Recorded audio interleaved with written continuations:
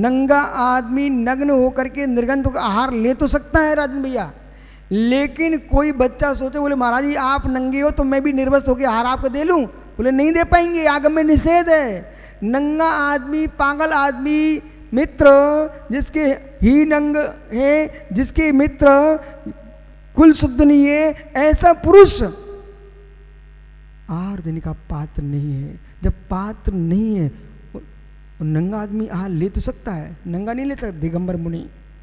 अब यह प्रश्न ये है कि जब आप विष्णु सागर जी 2 वस्त्र वाले से आहार लेते हो, 2 वस्त्र वाले से अभिषेक पूजन का आगम में विधान है, बिना उत्तरी वस्त्र के, बिना अधो वस्त्र, 2 कपड़े हो, धोती दुपट्टा होना चाहिए, वही अभिषेक करने का पात्र है। मित्र आप राजमार्ग सुनिए, अब बातों को छोड़िए।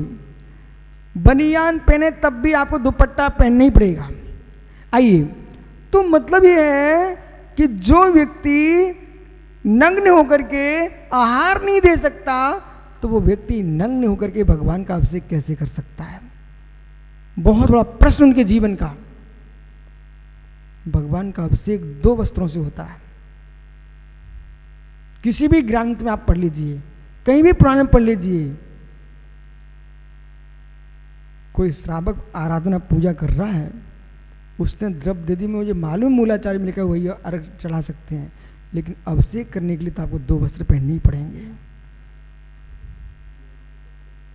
इसलिए यानी रहस्य को पकड़िए, जिनागम के रहस्य को पकड़िए।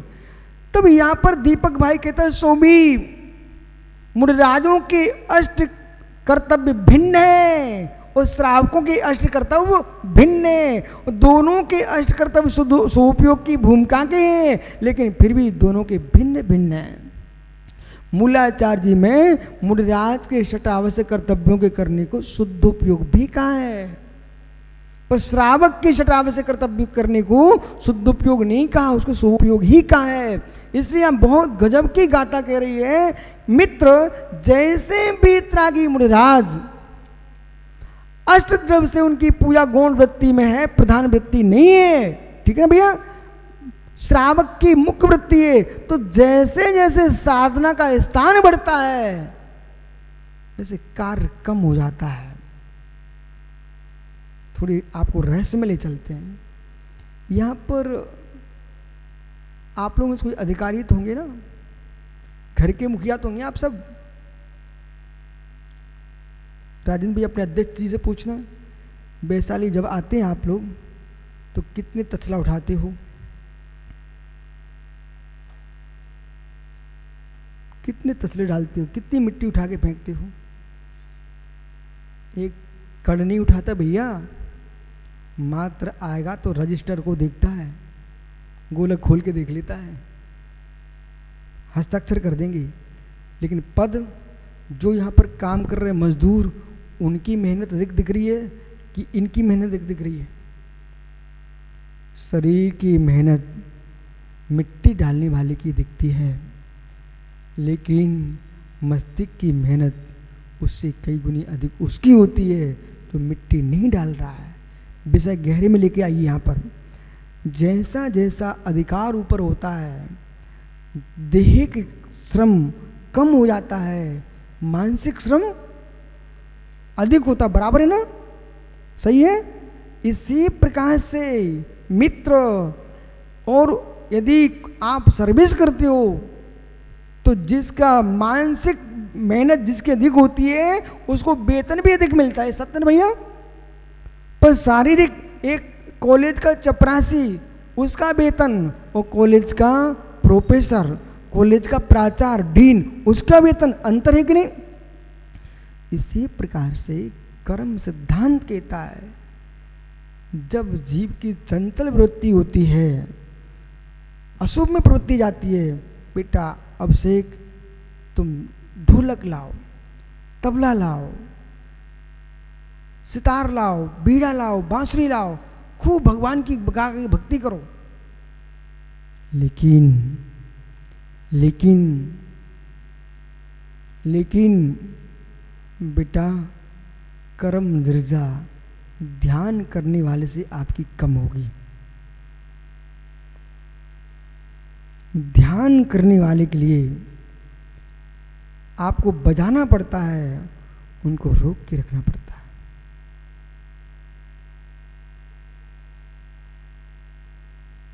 बराबर इसी प्रकार से यहां भक्ति का निषेध मत समझ बैठना। गाथा ये कह रही है मित्र विषय समझिए, जैसे जैसे एक गृहस्थ के यहाँ अधिकार क्षेत्र बढ़ता है तो काम कम हो जाता है पर सम्मान बढ़ जाता है। देखा, इसी प्रकार से भक्ति मार्ग से उठ करके ज्ञान मार्ग में जब योगी जाता है, संन्यास को प्राप्त होता है, तो उसकी पूजा पाठ गौण हो जाते हैं। हमने वैदिक दर्शन में भी देखा, मठों में मंदिरों में जो मठाधीश रह रहे हैं वे पूजा नहीं करते, वहां पर भी पुजारी लगे पूजा के लिए। मठाधीश लोग पूजा नहीं कर रहे, पुजारी कर रहे पूजा, वे मठ में अपनी अपनी दूसरे प्रकार की साधना कर रहे हैं। ये जैन दर्शन है, यहां पर भक्ति के मार्ग को पूर्ण स्थान है। यहां दो प्रकार की भक्ति की व्याख्या है, द्वैत भक्ति, अद्वैत भक्ति। पंच परमेष्ठी की भक्ति करना ये श्रावक और श्राग अवस्था में मुनिराज के लिए प्रधान है, लेकिन वीतराग अवस्था में द्वैत भक्ति छूट करके अद्वैत भक्ति में लीन होते हैं। इसका नाम निर्विकल्प धर्म ध्यान है। इसलिए यहां पर आचार्य भगवान कह रहे हैं अन्नानु नानी दीदी मन्नदी शुद्ध संप्रयोग दो। शुद्ध संप्रयोग भक्ति आदि शुभ मार्ग में दुख मुक्ति होती है। दुख मोक्षम परसमय अवधि जीवो, तो वह भी राग अंशों से परसमयरत है। दुख से मुक्ति होगी, संसार के दुख से, जो असाता रूप दुख था उससे मुक्ति तो हो जाएगी भक्ति से, लेकिन साता असाता सबसे मुक्ति चाहते हो तो वीतराग मार्ग ही स्वीकार करना पड़ेगा।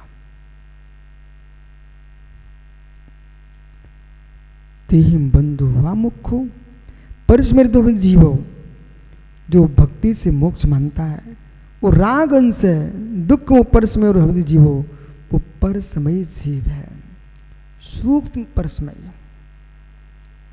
कैसा है? सूक्ष्म परस्मयी। ये जैनागम के गुण रहस्य हैं। और राजन भी आपकी गलती नहीं है, ये विषय सामान्य समाज के बीच में आए ही नहीं है, लोग रखते ही नहीं है, इसलिए आपको लग रहा है कि महाराज जी क्या बोल रहे हैं आप। सूक्ष्म परस्मय इसलिए कहा है, जो कुदेव को सा गुरु को पूजता है वो तो स्थूल परस्मय मिथ्या दृष्टि जीव है, परंतु देवसा गुरु की पूजा में सूक्ष्म परस्मय क्यों कहा है?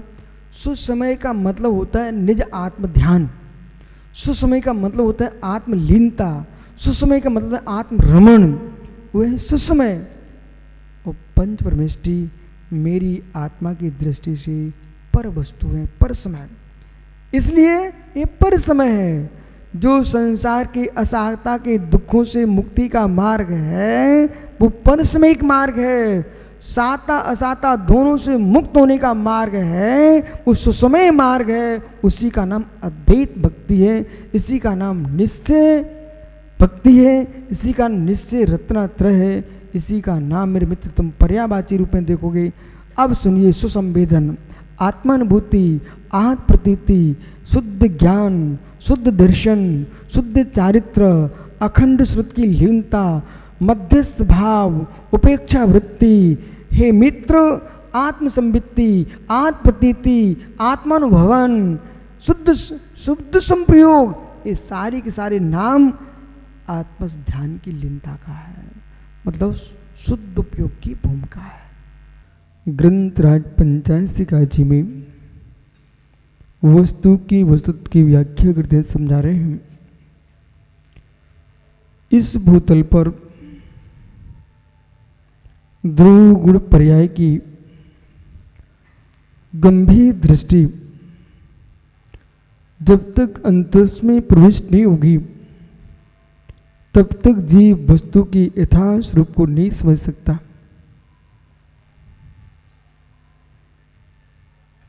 जो धर्म है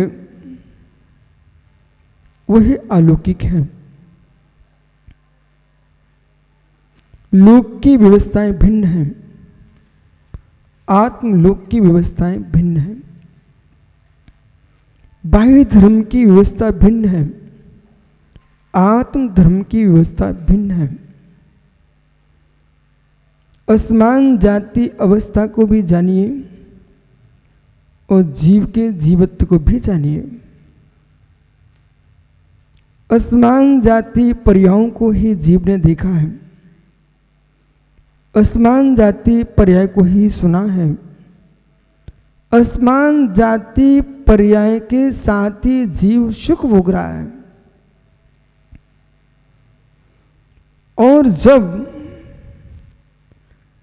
विश्व कितना विशाल है, उस विश्व में भारतीय कितने हैं, फिर भारतीयों में जैन कितने हैं, उन जैनों में तत्व को समझने की दृष्टि कितनों में है, और तत्व को समझने के उपरांत तत्व में लीन होने की दृष्टि कितनों में है।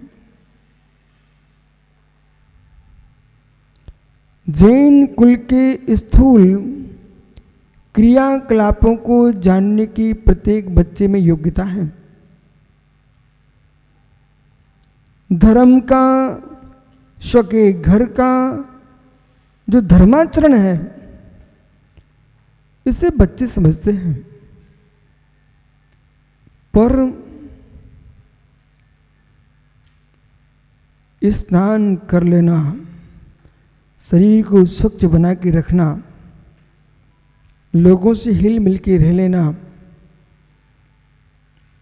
अपनी मुस्कुराहट दूसरे को बता देना, दूसरे की मुस्कुराहट को सुन लेना।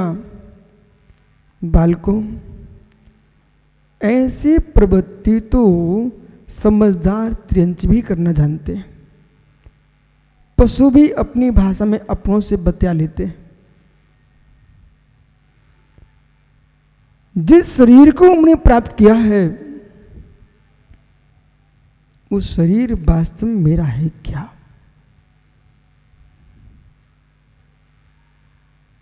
जब देह ही मेरी नहीं है, देह के भिन्न संबंध मेरे कैसे?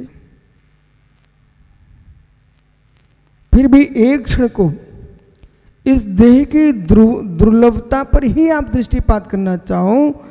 असमान जाति पर्याय निगोज से लेकर के मित्र मनुष्य तक है, ठीक है। निगोज से लेकर के 14वें गुणस्थान तक इस जीव को असमान जाति पर्याय के साथ रहना पड़ता है। वो असमान जाति और पर्याय है, उसकी दुर्लभता की व्याख्या करके फिर इससे दूर कैसे होंगे उसकी बात करना है। बालकों, अभी ये समझना है कि चौराहे पर, पथ पर, चौराहे पर मणि मोती हीरा, रत्नों में सबसे कीमती हीरा, और हीरे को आप चौराहे पर भूल गए। हीरे को चौराहे पर भूल गए। आपका हीरा था, आपके जेब में था, और आपका चौराहे पर गिर गया। हे मित्र, वापस आने पर घुन्नू, वो हीरा तुम्हारा वापस खोजने आओगे, चौराहे का हीरा क्या तुमको मिल सकता है? चमकते हीरे पर, चमकते हीरे पर किसकी दृष्टि नहीं पड़ेगी? और जिसकी दृष्टि पड़ेगी वो क्या आपको छोड़ के जाएगा? जैसे चौराहे पर, चतुष्पथ पर पड़ा हुआ हीरा मिलना कठिन है, अत्यंत दुर्लभ है, ऐसे ज्ञानियों अनेक पर्यायों में मनुष्य पर्याय का मिलना अत्यंत दुर्लभ है।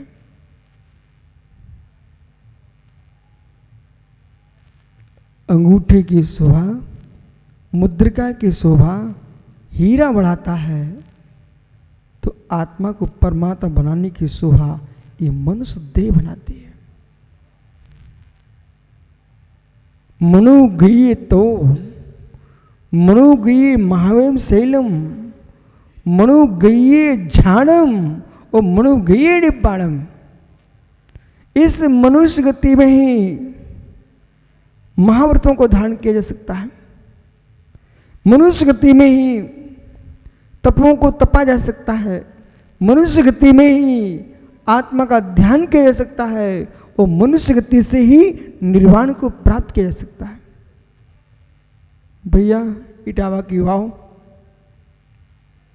आपके पिता ने हजार हजार के नोट पकड़ा दिए। आप चाहो पूरे देश में घूम के आ सकते हो, आप चाहो नोटों से एक जिनालय खड़ा कर सकते हो, आप चाहो गुरुओं को आहार दे सकते हो। और बेटा तुमको गुस्सा आ गई, जेब से निकाले नोट वो अग्नि पर रख दिए। तुमने क्या पाया? जेब से निकाले नोट और कहाँ रख दिए? चूल्हे में रख दिए। चंद मिनट के अंदर राख, भस्म हो गए। इसी प्रकार से इस मनुष्य देह से चाहे आप तपस्या करके भगवान बन जाते, मुनियों को दान दे करके स्वर्ग चले जाते, मित्र सम्यक की आराधना करके देवत्व को प्राप्त कर लेते, ज्ञान की आराधना करके यश प्राप्त कर लेते, चारित्र की आराधना करके लोक में पूजा को प्राप्त कर लेते और रत्नात्रय को प्राप्त करके मोक्ष चले जाते। इस देह से भोगों के चूल्हे पर रख करके मृत्यु का दिन आ जाएगा, उस दिन सोचना हमने क्या किया। पिताजी ने हजार हजार के नोट दिए थे, हमने चूल्हे पर रख दिए।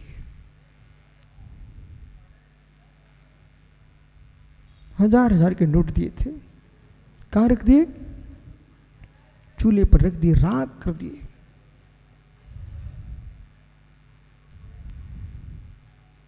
जज साहब, अखिलेश भैया, जो तुम्हारे बीच में जो युवा बैठे हैं, इनके चेहरों को देख करके अपने भी याद कर लो। इनको जरूर कहना, बेटा जीवन को ऐसे व्यतीत मत कर देना। चमकते चमकते शरीर कुछ ही दिनों में बदलते मिलते हैं। आसमान जाति पर्या का धर्म ही ऐसा है।